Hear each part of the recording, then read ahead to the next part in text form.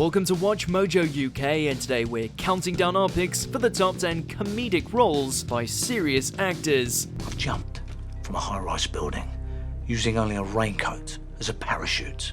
Before we begin, we publish new content every day, so be sure to subscribe to our channel and ring the bell to get notified about our latest videos.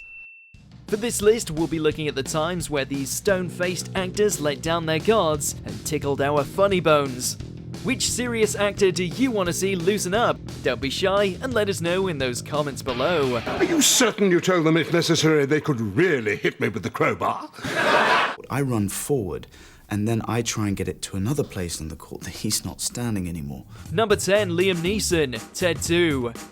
Liam Neeson is first and foremost known for his hard man persona in action movies. The Northern Irish actor made himself a household name in the 2008 film Taken, which this segment of Ted 2 seems to riff on. Right.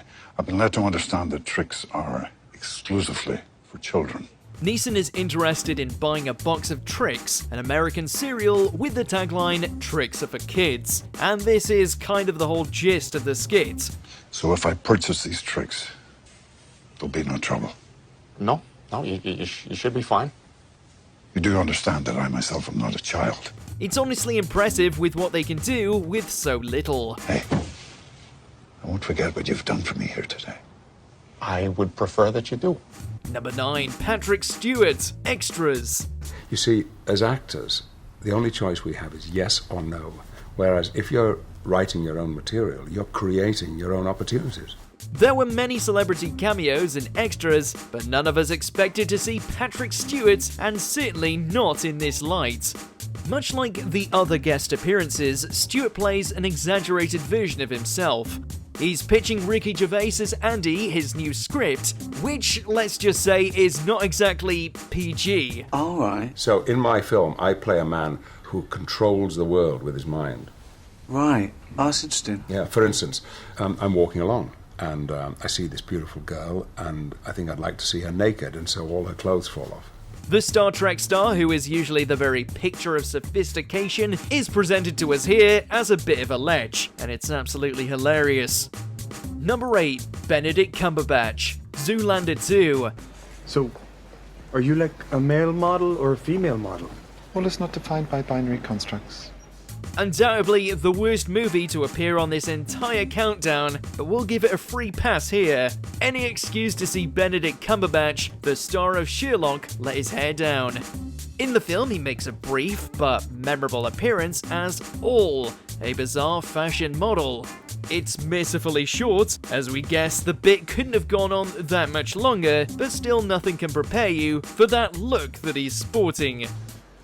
All is done here. Atari. Keep in mind, this was the same year he starred in Doctor Strange. Number 7, Michael Ball, Toast of London.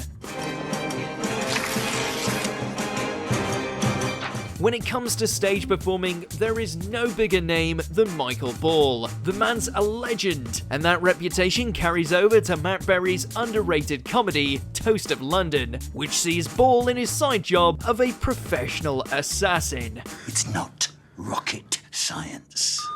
2-minute call for Stephen Toast. Hired by Andrew Lloyd Webber to take down Toast, he may meet an unfortunate end by the episode's conclusion, but he's hilarious throughout. We also learn quite a bit about him along the way, like the fact that he's got twice the amount of blood as a normal person. Well then, could you see that my body is placed in an airtight capsule and launched into outer space? Number 6, Charles Dance, Ali G in the house. In Game of Thrones, Tywin Lannister was one of the most respected, feared, distinguished, and despicable characters in all the Seven Kingdoms. You know, you really are unbelievably stupid. Place Charles Dance's Thrones persona alongside an early 2000s role as the villain in Ali G in the house, and the contrast is comedy gold. Dance is well known for not taking himself too seriously, despite being one of the most respected actors in the game, but he throws everyone off guard as David Carlton, a manipulative politician with his eyes on number 10. Dance for me, bitch. His fiendish plans fail though, and by the movie's end, he's shaking his butt in a leopard print boob tube. Number 5, Michael Caine. Austin Powers in Goldmember. Dad! Hello, son. Now, many will argue that this is the weakest of the Austin Powers trilogy, but for us, the addition of Michael Caine elevated this film tenfold. Playing Austin's estranged father, Caine turns up his cockiness to 11, delivering some excellent one-liners along the way. A particular highlight would be his interaction with one of the villain's henchmen. And look at you, you haven't even got a name tag. You've got no chance. Why don't you just fall down? Go on, son. For scenes like that alone, Caine proved he was capable of more than just gangster flicks and historical war epics. Come on. If you've got an issue, here's a tissue. Number 4, Kit Harington, 7 Days in Hell. Will you excuse me just for 1 second?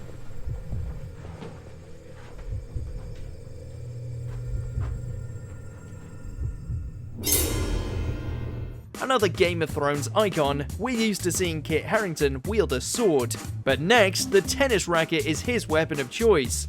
Harington starred with Andy Samberg for a HBO mockumentary taking aim at the Wimbledon Tennis Championships. As Charles Poole, he plays an archetypical posh but dumb guy embroiled in the longest match in history against Aaron Williams, the adopted brother of Venus and Serena and bad boy on the circuit. My hair, bro! Don't touch my bloody girl, man! You're dead, mate! You're dead, mate! In this role, the Jon Snow actor really doesn't seem to know a lot, for a contest which gives new meaning to the Battle of the Bastards.